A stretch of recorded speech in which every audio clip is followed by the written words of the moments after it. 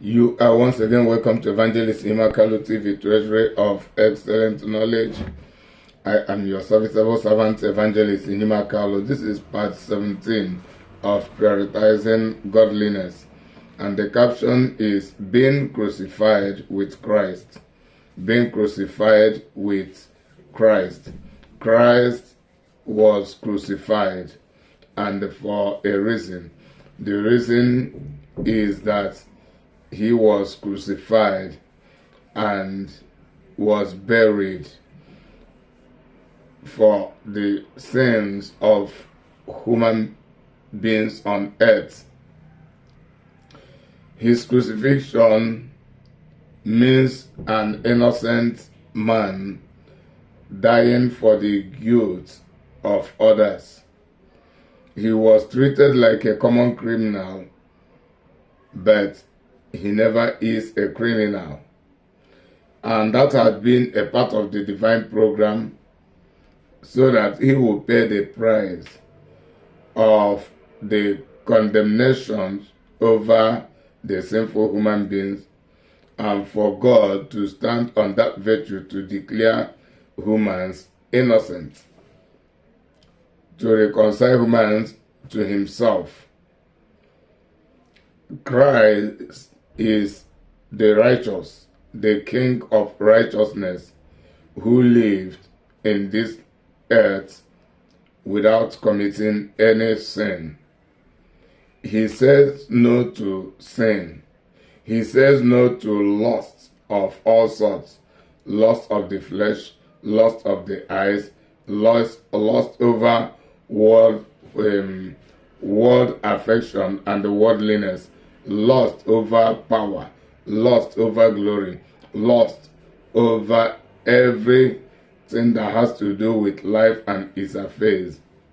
Because without overcoming lust in our life, we can never be like Christ.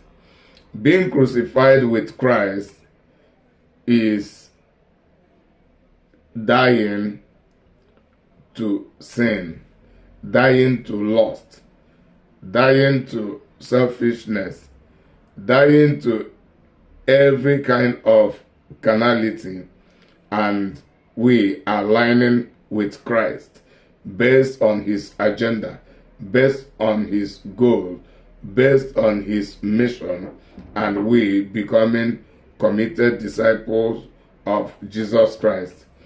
At this point, it should no longer be us who live our life, but Christ living in us and living through us.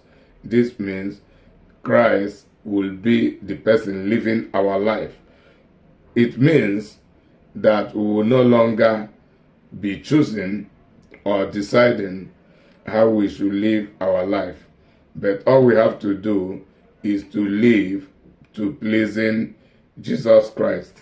The text is taken from the book of Galatians chapter 2 verse 20.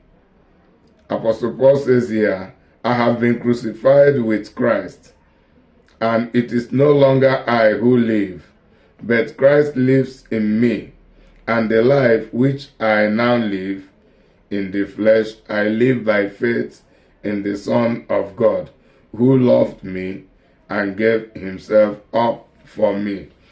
Apostle Paul is able to acknowledge the love of Christ. It is out of Christ's selflessness, out of God's mercy, and out of God's love, out of Christ's love, that made him to leave his throne, to become like a mere human being, to live among us, to build with us and to build us, to reconcile us with God, and for him to pay the ultimate price of salvaging human beings. The atonement, the sacrificial life, the sacrificial death which he had on behalf of the sinful human being Many people do not acknowledge this. Many people think it doesn't concern them. Many people think it is a fiction. But Apostle Paul was able to acknowledge the reality, the significance, and the effect, the relevance of what Jesus Christ had done for humanity, and for him, to be precise, that is the reason he declared that Christ really did this for him out of love. He was precise to this. He was specific. He was particularizing it to himself, though he knows it is for everybody. But this is a cause he has chosen to champion. That is living his life for Christ. Letting Christ live his life. That is Apostle Paul surrendering his life holistically to Jesus Christ. This is Jesus Christ. Over to you I hand my life. Just live my life for me. Live it for me. Live, L-I-V-E. Live it for me. That is, you will live my life better. This is not just show me the way to live. This is live it for me. That is anything, your will be done, your kingdom come, your kingdom take over. Be the driver, be the mover of my life. Just live the life the way you want it, whether for good or for bad, in all circumstances. So this is the faith of anyone who is crucified with Jesus Christ. Being crucified with the Jesus Christ means beginning to produce the fruits of the Holy Spirit. The flesh and the spirit in battle. All of the lust of the flesh must be conquered in a life that is crucified with Christ. Then that life must begin to bear the fruits of the Holy Spirit. And this is exactly what Apostle Paul represented during his own time, and we are required to follow suit to doing the same thing. And without we overcoming lust in our life, we cannot go far with that. It becomes impossible. Remember my book. This is Lust and Their Problems. This is how it had been redesigned. Lust and Their Problems from Points of Reality by me, Inimakalo, Sacred Soldier. Lust and Their Problems. You have a lot to read from this book. Lust and Their Problems. So, lust is excess desire, uncontrolled desire, and the desperation to getting whatever that is desired. Uncontrolled desire, uncontrolled want, and the desperation to getting them. That is lust. Love and lust in different dimensions, and they have the problems they cause in human life. And in a life where lust is in existence, it is impossible for that life to be crucified with Jesus Christ. So we must battle our own lust. Lust is one of the reasons many people, many ministers do not go far. A lot of ministers, if I'm not talking about the past, I'm talking even about the present.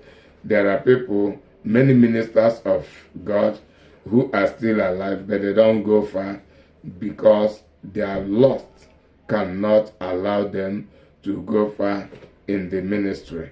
Morally, otherwise, they don't influence the world, or rather, they are being influenced by the world. So, being crucified with Christ is a means of prioritizing godliness, putting God and his things first. That is what prioritizing godliness is. So it is very, very important, those who call on the name of the Lord, to be serious. And that seriousness is being serious to the extent of we being crucified with Christ. And it is not just by saying, but putting it into action. May God's name be praised. Remember the other of my books, Understanding and Executing Righteousness, Polygamy and Its Problems, the Olivet Prophecy, Matthew 24, and Living a Contented Life before the end of this month. Then also the Polygamy and Its Problems will come back into Amazon and other platforms. So I remain your serviceable servant, Evangelist Inima Carlo. So I say bye for now until I come your way once again.